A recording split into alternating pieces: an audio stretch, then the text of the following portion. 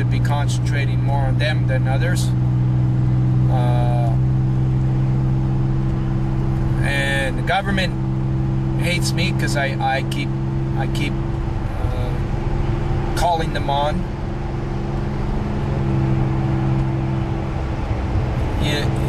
It's like and other foundations. And other foundations that either take the credit or are bad mouthing me. Yes, exactly. One of the two. Yeah. Like, why would somebody fucking keep doing this? You know?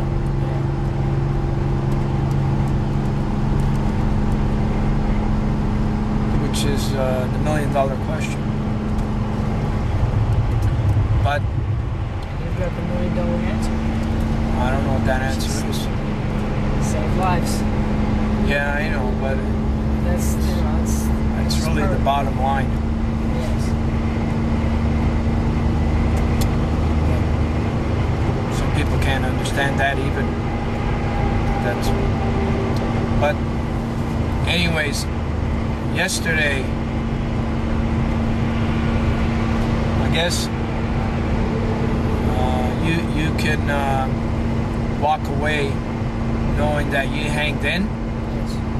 You didn't give up, even though whatever was going through you, whatever, you didn't give up. You still stayed in there, whether it was me part of that making you stay in, or other things that you found, you stayed in right to the end. Well, ever since I found out that we were hitchhiking in Halifax, I told you, because you kind of asked me if I wanted to go home too at that time, and you just do it on your own. Yeah. Well, I looked at you right in your face, and I was like, no, we're doing this together. If we have to struggle, we'll struggle. I don't care. I'm struggling with you until the end, and that's it. So I guess that's when you made the decision that you were going to be on it no matter what. Yeah, exactly. That was that point right there.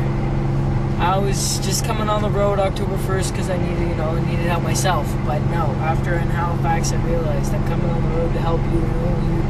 Yeah. And we're getting through this together no matter what. If we have to sleep in the van, if we have to eat from, we've been eating cereal for the last week and bread. So it's been, I love that food. It's good, but yeah.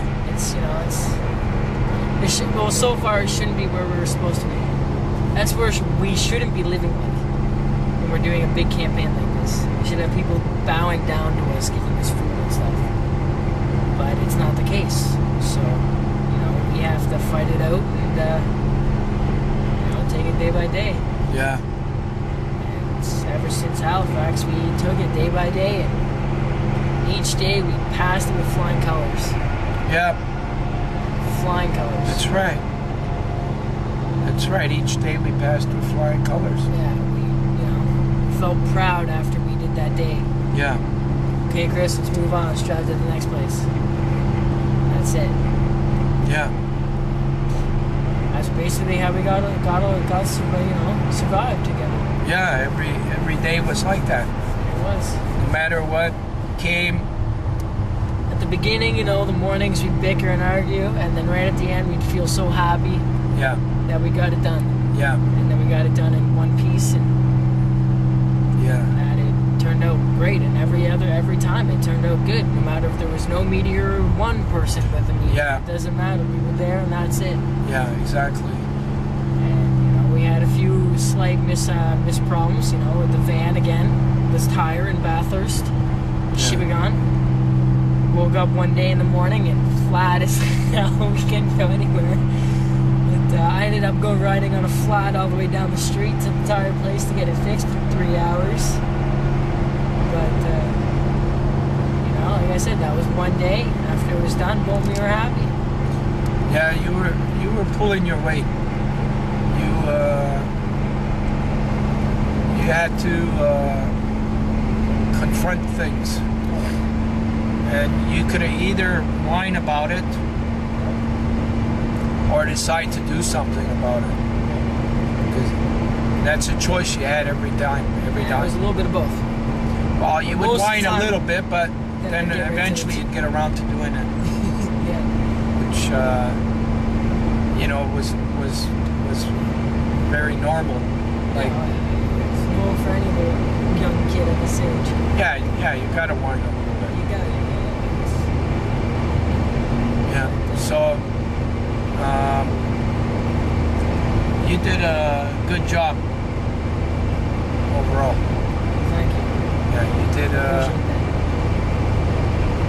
a good job.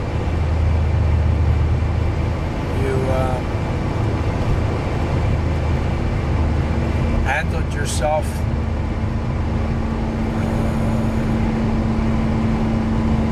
very good. At times, when you had to be professional, you did that. You were learning to deal with the spotlight being on the kids and to be a real mentor. To encourage them. At the beginning, it was a little, because you came. It was hard because people won't understand this unless they've been in your shoes. After getting all the spotlight, all the time, every second, all the way, it's to see the spotlight on somebody else and encourage it when you know it could be on you is very hard. And there's nobody in the world that's going to tell me that that's not hard to deal with, So that was one of the main things that you dealt with good, It was hard at the beginning, but you understood that the whole campaign was a big picture with many people, and you also, I think, realized that each student that was getting involved was having their moment, and that whatever we can do to help them have that moment, So I think you understood that part as well, because they're going to remember something now. So I think you started to slowly understand the concept of SOS4000, Student Torch Relay, spotlight on the students. It didn't come right away, but you slowly, and I had to drill it in, which I guess now you understand why I did that. Like, I had to keep drilling it in. Because people don't yell at me for a reason. They yell at me to get better. That's it. Yeah. No, they don't yell at me because they want to. They yell at me for a reason to get better. Yeah. Plus, I think that was one of the problems that you had after your campaign finished. Was, even though you don't know it consciously, the spotlight was no longer on you. So there was things you were no longer, you didn't have to really be accountable or responsible to anybody, because there was no media follow. You didn't have to be you didn't have to be Christopher, the guy that smiles and knows how to say the right thing and knows how, and knows how to do the right thing.